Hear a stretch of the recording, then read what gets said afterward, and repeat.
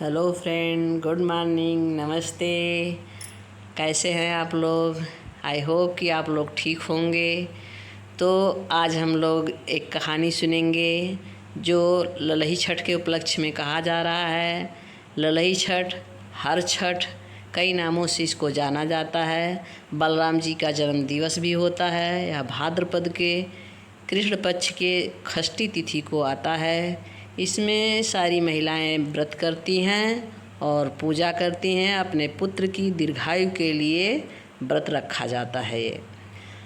तो इसमें कहानियाँ सुना जाता है। पूजन के बाद लोग कहानियाँ सुनते हैं। तो आइए हम लोग एक कहानी सुने। तो एक राजा थे, उन्होंने एक पोखरा खुदवाया, लेकिन बहुत गहरा खुदवाने के बाद भी उसमें से पानी नहीं निकला।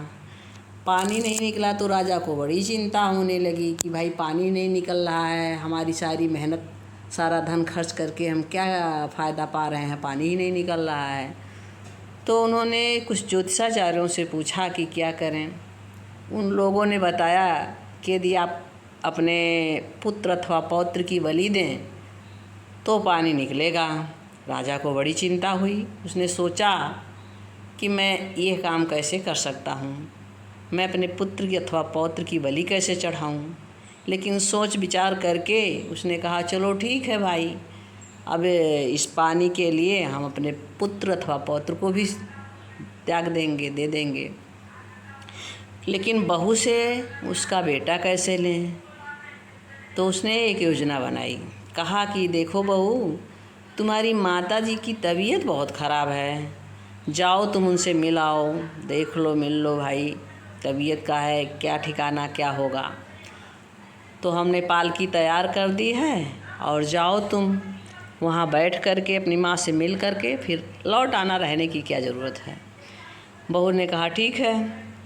तो उसके ससुर जी ने कहा कि बच्चे को ही छोड़ दो, अभी लौट के आना है तो क्या करने के लिए बच्चा ले जाओगी, हम लोग देखेंगे। बहू ने वैसा ही किया। वो चली गई बच्चे को छोड़कर। वो जा कर के अपने मायके में पहुंची और देखा तो माँ वहाँ एक तालाब के पास बैठ कर के कथा सुन रही थी, वो लोग व्रत कर रही थी। तो उन्होंने अपना सारा कहानी बताया कि जो है हमारे ससुर जी ने कहा है कि जाओ, तुम्हारी माँ का तबीयत ख़राब है, जाओ देख के चली आओ, इसलिए हम आए हैं। तो उनकी माँ ने कहा ठीक है बेटा, अब आ ही गई हो तो ये कथा सुन लो और प्रसाद ले लो, उसके बाद चली जाना। तो उन्होंने बैठकर कथा सुना और प्रसाद लिया।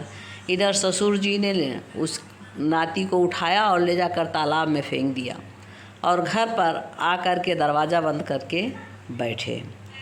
उधर बहू कथा सुन करके और फिर वापस आने लगी।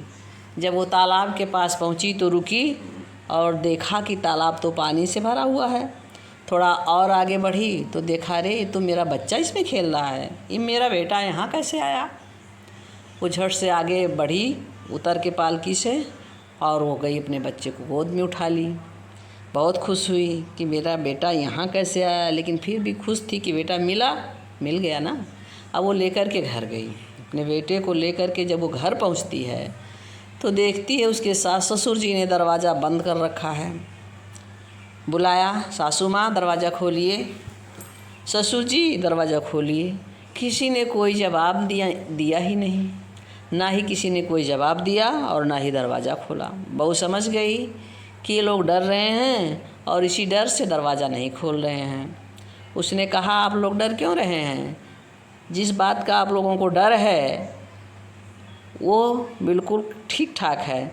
देखिए मैं अपने बेटे को भी अपने पास लाई हूँ, बेटा भी मेरा सुरक्षित है और हम भी सुरक्षित हैं, इसलिए आप दरवाज़ा खोलिए।